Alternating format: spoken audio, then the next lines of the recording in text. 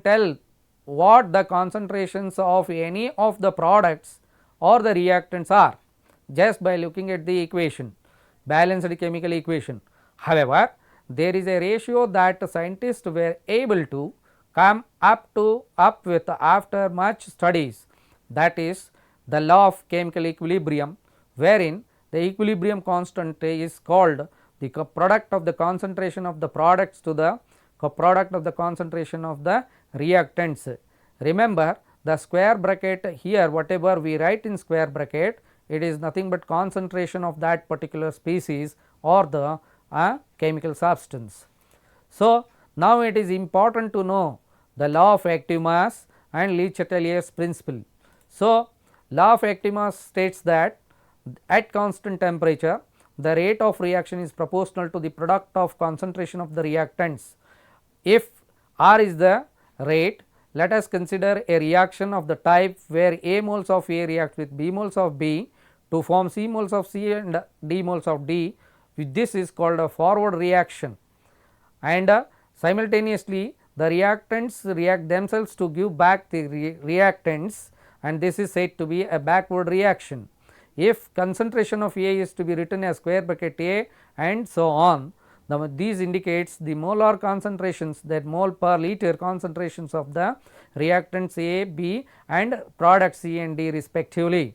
So, and with the lower case of these are number of moles of reactants, then according to law of mass action we can write that rate of forward reaction is proportional to the product of the concentration of the reactants, and rate of backward reaction is directly proportional to the product of the concentration of the products.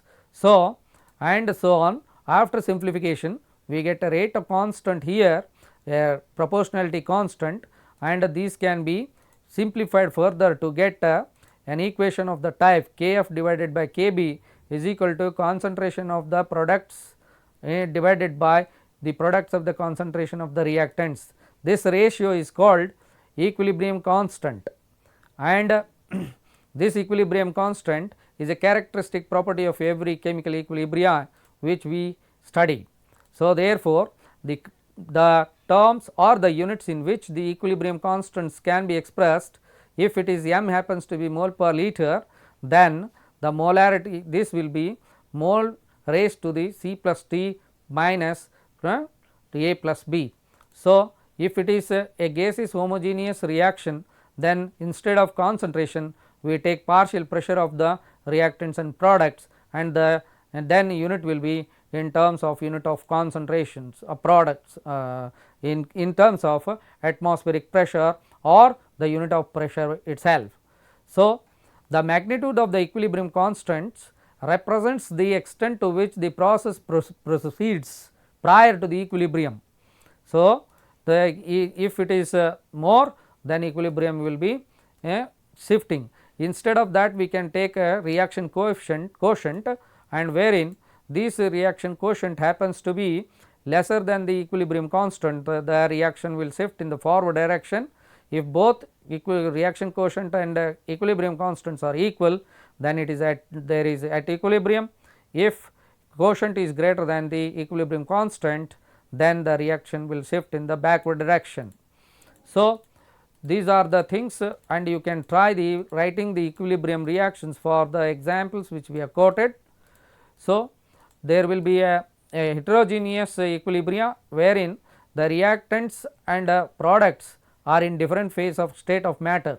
See, thermal decomposition of limestone gives calcium oxide plus carbon dioxide gas. So, these are different state, and hence it is have to be heterogeneous equilibrium.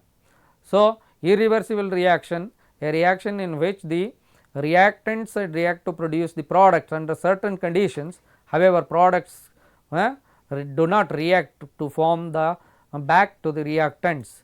So, for instance, the reaction between aqueous solution of sodium chloride silver nitrate to form silver chloride and silver nitrate, these will not give back the reactants, hence it is irreversible reaction. So, this is a equilibrium is dynamic because the equilibrium state will be established when two opposing processes occur at the same rate.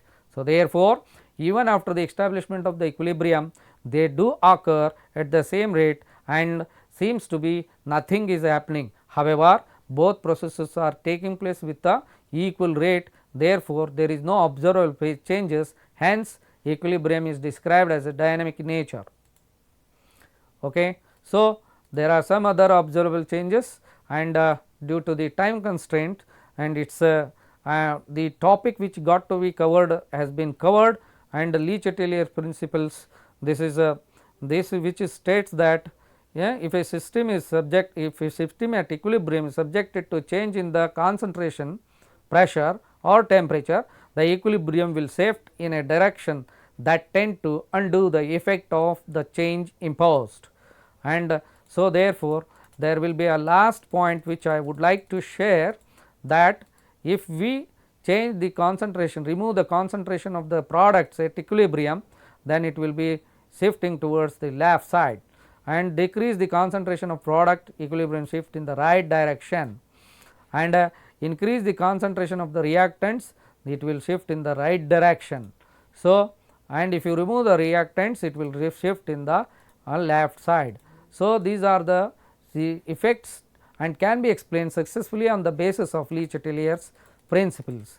So, at the last we will see the last point there here. So, the effect, the Lee-Chatelier principle, if I change the concentration then equilibrium will be definitely shifted, whereas there is no change in the equilibrium constant K E Q or K P. If I change the pressure on the system at equilibrium, definitely there is a shift in the equilibrium without affecting the equilibrium constant. Volume, if I change, there is a shift in the equilibrium, whereas there is no again change in the equilibrium constant. Definitely, if I change the temperature, the equilibrium will be shifted and there will be also change in the equilibrium constant. However, the use of catalyst neither shifts the equilibrium constant nor the equilibrium itself. So, all these can be had from the book, and these are the sites and these are the some questions which are expected, and I thank you for all of you for your valuable suggestions if you are going to write to me at my email address, and thanks to one and all. Thank you once again.